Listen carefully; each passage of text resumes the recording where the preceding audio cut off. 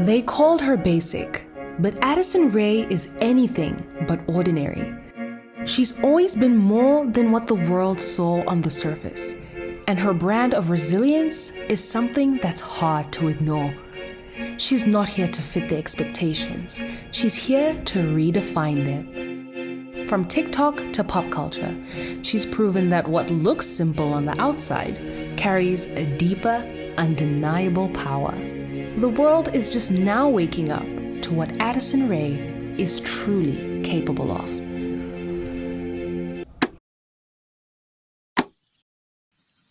Hey Pookie, it's Sash. Addison Rae has died and has been born again as a pop it girl. It feels authentic, it feels real, it feels iconic, and she's just getting started. Today we're going to talk about fashion, music, resilience, self-discovery, and perseverance. I know that some of you guys like to take notes from my videos, so I intend to share my full in-depth notes with you. If you want to support me and help me keep making this content, you can sign up to get the notes once they're ready. Just click the link in the description, enter your email, and I'll send you a link to purchase them once they're available. The notes will include everything that's covered within this video, as well as prompts and exercises to help you apply the ideas more practically. I know that sometimes these topics can feel a bit abstract, so these tools will help you to put them into action. Stay tuned and thank you for the support. People love to hate on a woman who's doing it different. They hate to see you doing anything other than what's conventional. They will tell you that you don't know how the real world works, maybe even that you're mediocre.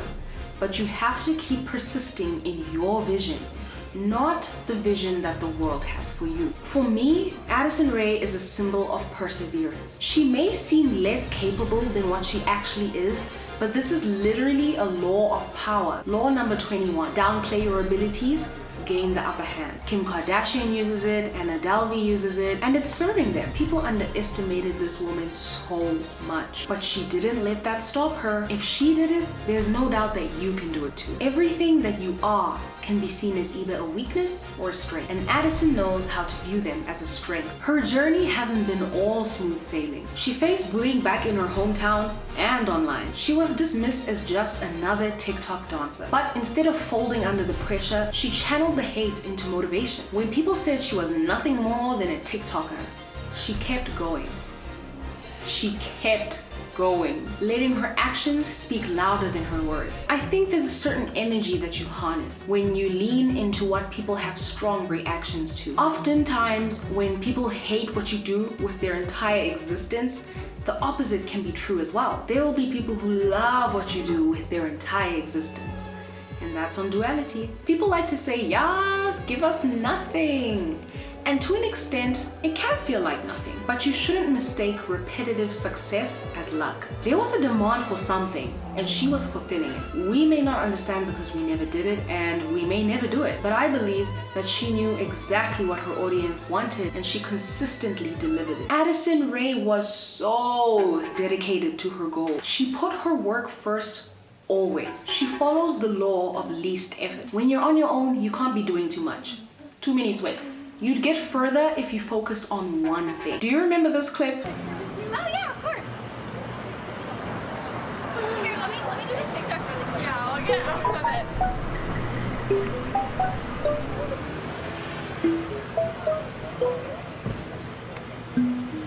it. Addison Rae focused on TikTok.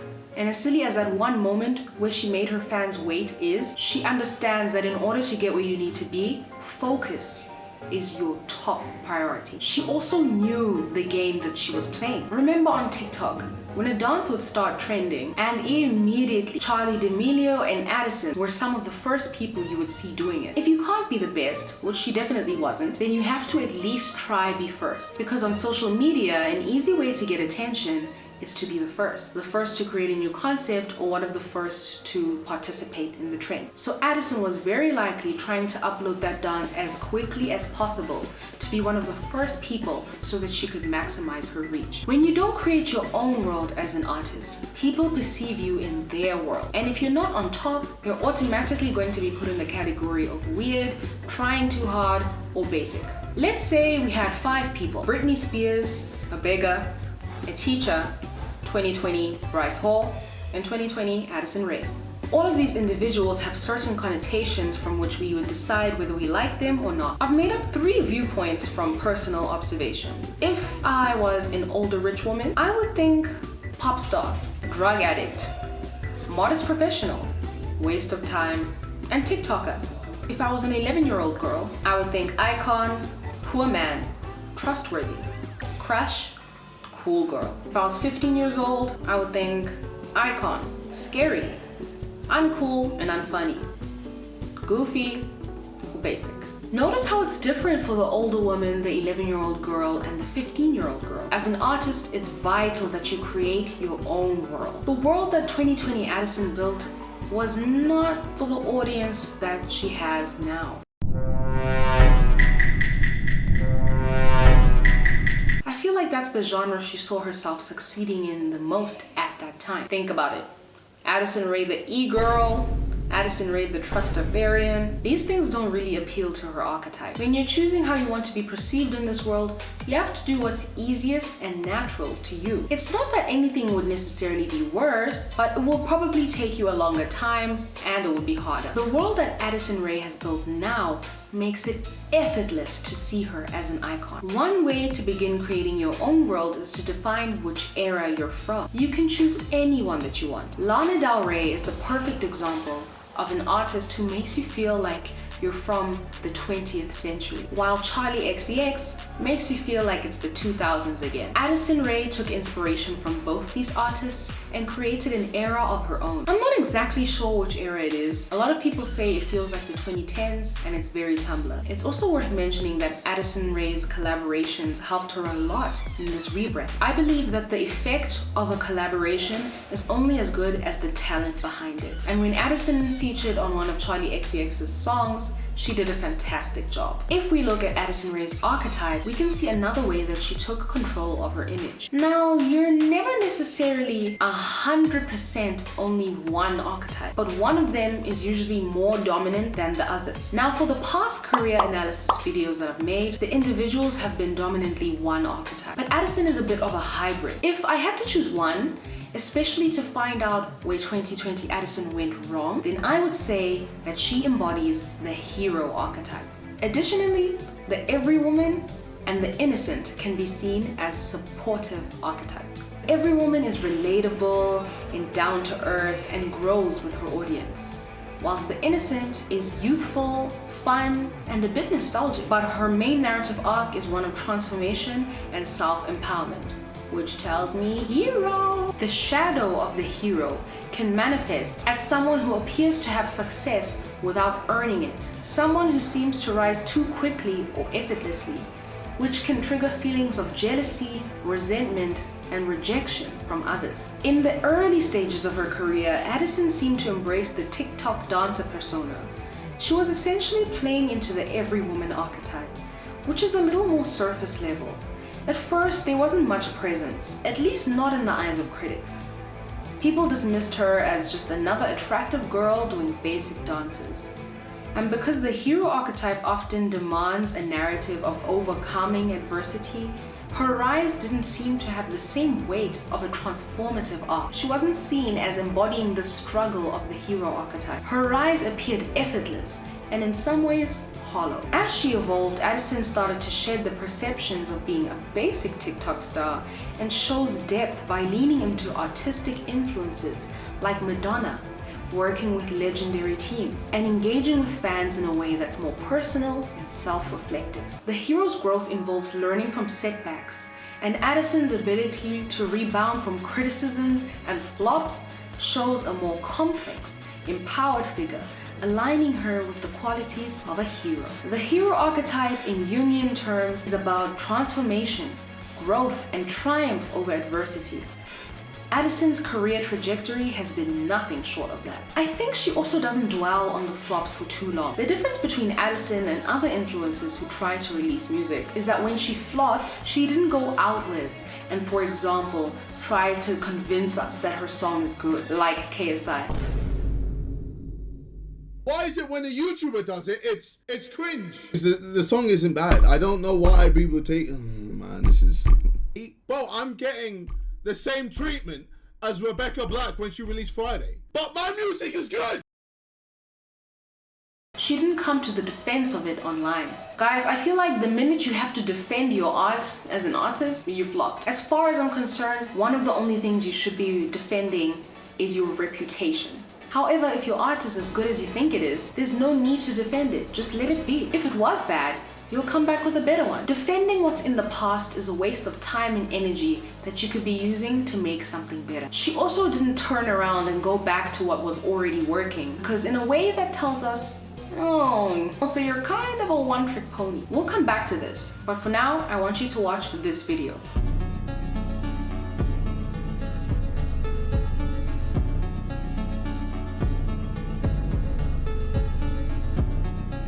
A lot of people saw this video and were like, Addison Rae's an icon. She's an it girl. Notice the outfit that she's wearing. Guess who wore a very similar outfit? That's right, Britney Spears. By wearing an outfit that reminds people of Britney Spears, Addison is positioning herself as the new Britney, or a prominent figure in the legacy of pop. Given that Britney is often viewed as a trendsetter and as a pop princess, associating herself with this image can help Addison build a similar reputation. The early 2000s were a defining time for pop culture, and Britney was at the height of her fame during this era. Her style, especially around 2003, is still recognized as iconic today, and wearing an outfit reminiscent of that time is a way for Addison to tap into the nostalgia associated with Britney. This kind of attention can be beneficial for a public figure looking to maintain relevancy. So to return to the flops, if she didn't defend her work or retreat to the things that she knew she was already good at, what did she do? She went back and inwards to do some introspection to find out what it is she really wants from life. Or at least from her career. I can't say exactly what it is she did, but I don't doubt that one of the questions was, who do I look up to? Addison Rae's influences are so obvious, it's almost like it's a part of the brand. I don't doubt for even a second that it's calculated when she goes for a walk and what she has in her hand is the biography of Madonna. However, at the same time, it feels so authentic. Let's look at her fashion. Addison's aesthetic reminds me of just being a girl. I'm reminded of when I used to go into my mom's closet and play dress up. This is the only image that I could find. I was 8 years old here, and it's not my mom's clothes. I was actually at the mall and we were just doing some shopping. Addison Rae reminds me of this peaceful time in my life. I wouldn't say it's very fashionable, but I think that's the point. It's playful, innocent, and authentic. There is, however, one outfit that I question, and it's this. Why? This is not playful, this is just confusing. Even the shoes, the pants, the shirt, like, I'm just confused. Okay, so update. Upon editing this video, I've encountered some new information, and I now know that this look is inspired by Madonna. And I haven't done much research on it, but from what I understand, this shape is rebelling against the idea that feminine must be round, soft, curvy. Feminine can be spiky, defiant, and aggressive. I would say that the way that Addison wore this look was a try, an attempt, but it's not as good and as iconic as Madonna. Unfortunately, I don't believe that it was executed very well. Otherwise, I should have really examined this photo a bit closer, but I'm glad I picked it up. And even her pose, it's giving vintage and retro, leaning more into the Madonna vibe. And another thing is, I'm not a fan of cigarettes.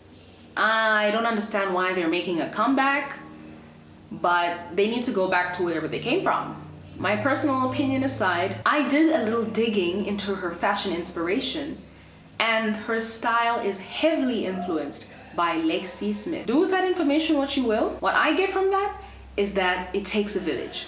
Addison Rae could not have done this rebrand all alone. Everything Addison Rae does feels incredibly intentional and well-placed. This video being directed by Sean Price Williams, styled by Dara Allen, makeup by Pat McGrath, having creative direction by Mel Ottenberg, and having a cameo from Petra Collins is a feature in and of itself. She is a divine being that could have only been forged in the fire of the renegade dance and through the humiliation of dating Bryce Hall. Whoever made this TikTok is like a poet or a writer or something, because that is art in and of itself. But I think that this TikTok just goes to show each move is part of a larger, carefully crafted vision. Her latest music video is an example of how Addison meticulously surrounded herself with a dream team of visionaries to elevate her brand. She understands the power of collaboration, knowing that success in the entertainment world doesn't happen in isolation.